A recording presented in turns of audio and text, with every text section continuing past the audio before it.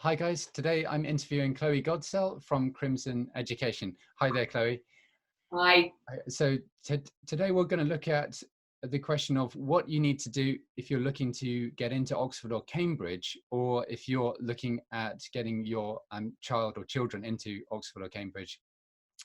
Chloe, you've had a lot of experience working with clients in connection with education consultancy and preparing them for the task.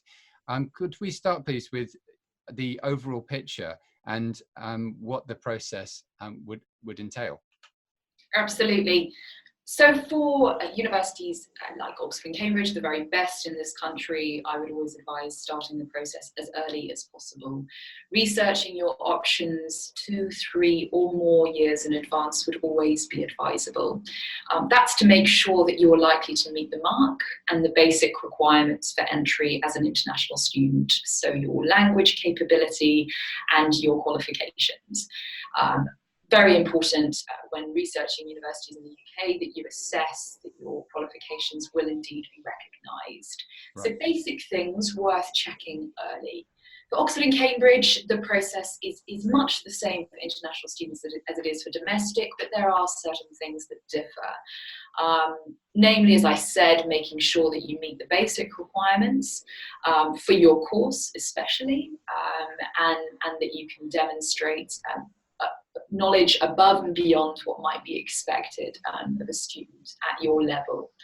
Yeah. The application itself starts in the autumn. It all goes through UCAS, which is the university application portal for all universities. You submit a personal statement, all of your grade transcripts, your reference, all of that goes through in the early autumn. You would then be invited to interview if you are shortlisted. Some universities outside of Oxford and Cambridge will allow students to answer questions in a questionnaire remotely, either by sort of email or telephone. But the vast majority of students would be expected to attend the interviews in person. If you're, you may know something about this, Tom, but if you're a visa national outside of Europe, that can't obtain a visa in time for an interview, the university is likely to be a bit more lenient. But I would always say, show up, be there, be present, demonstrate yourself in person. There's nothing quite like sort of giving yourself that opportunity. And these universities do put a huge amount of weight on the amount of preparation you put in and your natural ability, the ability you can convey in person. And I've heard all kinds of bizarre stories about what can be asked at an Oxford or Cambridge interview. I mean, what's the experience of your clients? Wild and wonderful, yes. I mean, Oxford and Cambridge are known for asking questions that are designed to test students in new ways. But what they are really looking for is depth of knowledge, and I think above all, intellectual curiosity. A real wholehearted, genuine love of your subject, and knowledge outside of the sort of ordinary parameters of that subject. So be prepared to answer questions that aren't directly related, but that perhaps sort of demonstrate your wider reading. One very important thing to be doing in preparation is making sure that you're reading widely around your subject, current affairs, news, related subjects. Nothing is off limits. Got it. And in terms of preparation, when should one look to start preparing? As early as possible. Yeah. And that goes for domestic students as well. Certainly with Oxford and Cambridge, at least deciding that this is a route for you as early as possible would be recommended. The reason being, it's very important that you're in the right headspace, you've got a clear sense for what your objective is, you can start researching the colleges, and crucially your subjects. There are certain subjects that are unique to Oxford and Cambridge. Do your research, read about them, find out as much as you possibly can, and of course make sure that your English, spoken and written English, is up to scratch. That is something that absolutely must happen in advance. Yeah, and from a parent's perspective, perhaps with a younger child who's showing signs perhaps of being gifted or highly intelligent or has promise, that maybe, 10, 11, 12, that sort of age range. What can one do as a parent for that sort of prospective international student to prepare over, a number of years? It's a very good question. I mean, it's going to differ slightly from student to student, but what I would always say with Oxford and Cambridge is it's about demonstrating real love and depth of knowledge for one particular subject area. So not necessarily breadth, but that you know and love your subject very deeply. So earliest opportunity, taking extra classes in that subject. If you're a mathematician, you might do some coding, you might set up a STEM society. It's really about showing that your love for that subject is very, very deep, and that it started very early. There's no doubting that you need to demonstrate clear-cut ability and intelligence. But what they also like to see is that you're going out of your way to really nurture that love outside of the classroom in that particular subject area. And you can't start too early. Even something as simple as chess. I've worked with lots of students that start chess very, very young, and that's a wonderful skill to have for many different reasons. But, the sort of thing that universities want to see. Yeah, that's great. And would it be possible for you to talk about like a case study maybe of a family or a student that you've helped as a way of about introducing and talking about your services? Absolutely. We've worked with students coming into the UK from all over the world for the reason that the higher education here is so good. We worked with families, for example, from the Middle East, large families, transporting lots of students over here. And our task will be from the very get-go with the younger students, as you said, nurturing from the start. So we will often be tasked with developing language, with nurturing interests outside of the classroom. So, perhaps taking some tutoring in coding or chess or a musical instrument. And then following through and providing strategic support with those university applications. And that is really at the heart of what we do. We have some phenomenal experts on hand, able to offer support with all aspects of the process, from choosing where to apply, to outlining the process for you. As an international student, it's not easy. It's not easy wherever you come from. It's a huge process and commitment, so we try to break that down and make that simple for you and make sure you've got everything you need to maximise your chance of success. Oh, brilliant. And I mean, this time of year is no doubt a busy one for you because we're approaching September. Just to get a sort of snapshot into the work that you're doing, what sort of thing are you doing now as we're well into August? Well into August, pedaling away, getting things ready for the start of the academic year. Yes, as you say, we very much work to the academic calendar. A lot of our work relates to schools, so we spend a huge amount of time building relationships with fantastic schools here in the UK, providing support in-house to students, delivering talks and so on. So a lot of time spent doing that.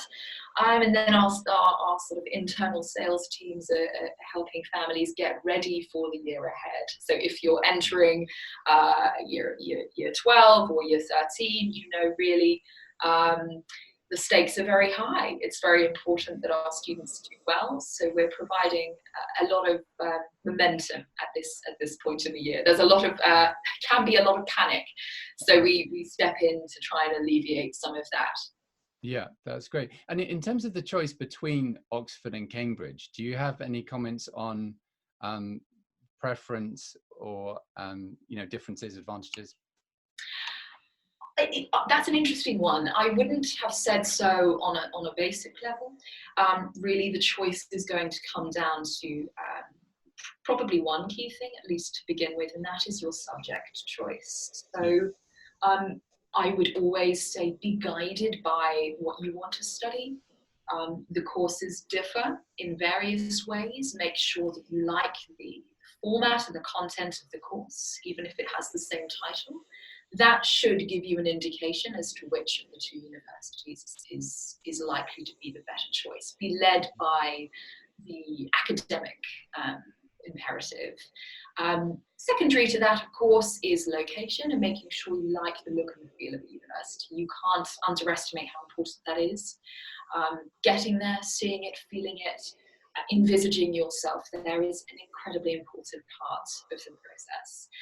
And one other thing, going back to the subject choice, being led by that, is also the academics. Oxford and Cambridge, some of the world's most renowned academics in their field operate at these universities. Many students will select their course based on who it is that leads the course.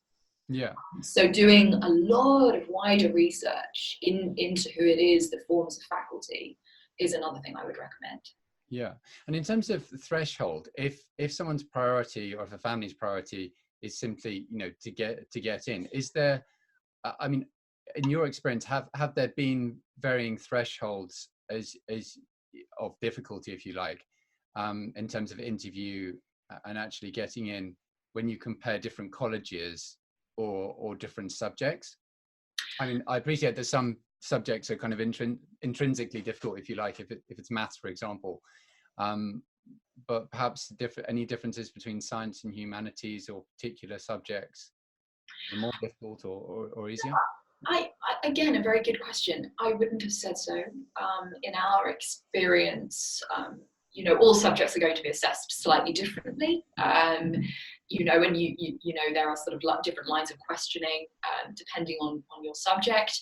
As to the colleges, there will be different quotas, so different number of students being accepted into different colleges and for various subjects.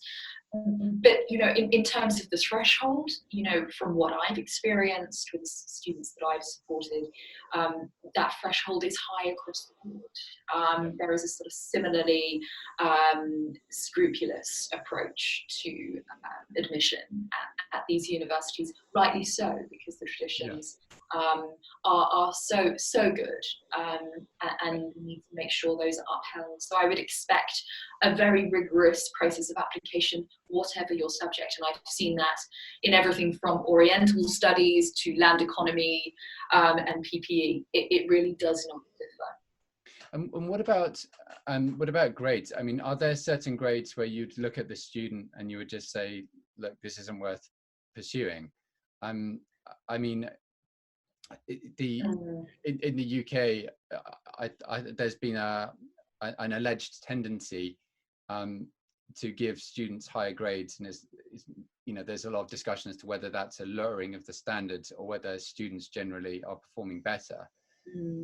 But there was a time, I think this is still the case, where getting sort of straight A's and so on was typical, and then it's kind of perhaps more difficult from the university's perspective to differentiate people. And I imagine you deal with a lot of students who have the international baccalaureate, right? We do, yes. Yeah. So are there any sort of, if someone is thinking, okay, are my grades good enough to be considered for Oxford and Cambridge? Do you have any comments around that in terms of grades?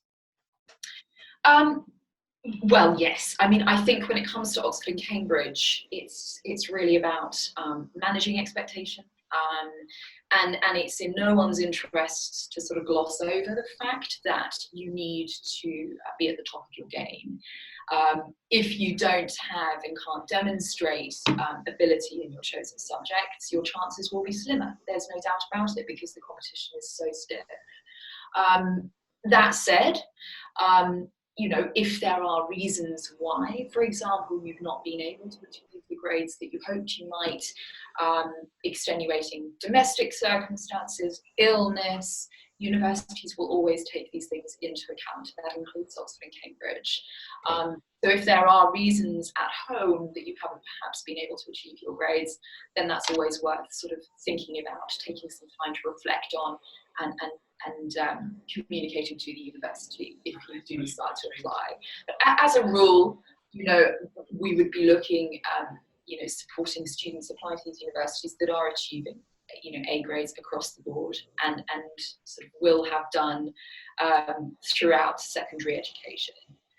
Such is the sort of standard for the vast majority of these courses. And you know, I think the approach that we would always take is that we want to maximise your chance of success in applying to a great university. It may be that Oxford and Cambridge is not for you, and it's not for everyone. You know, they are very much of a type, and certain types of learners might well be better off somewhere else.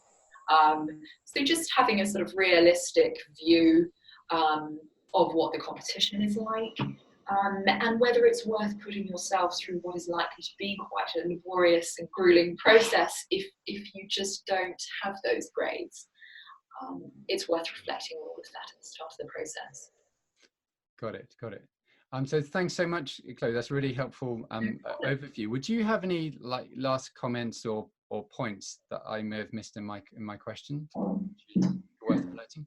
I don't think so. I think I would simply say to anyone out there that's interested in applying to the UK, Oxford and Cambridge, or anyone else, you know, start the process early. Don't leave it to the 11th hour. We see that all too often, and it can so drastically impact your chances of success. Start early. If you can, come and see the universities. There's nothing like seeing them in the flesh. Come in term time, see them in action, and get a real flavour for them. That would be my final piece of advice. Thanks so much.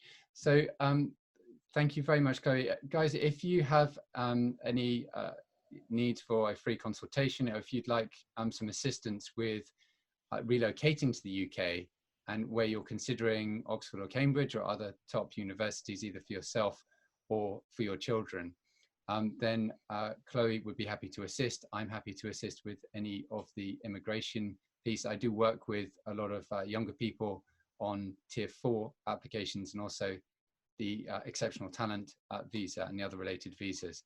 So you can get in contact with me below if you want to speak with me and Chloe. Chloe is from Crimson Education, and she'd be very happy to assist.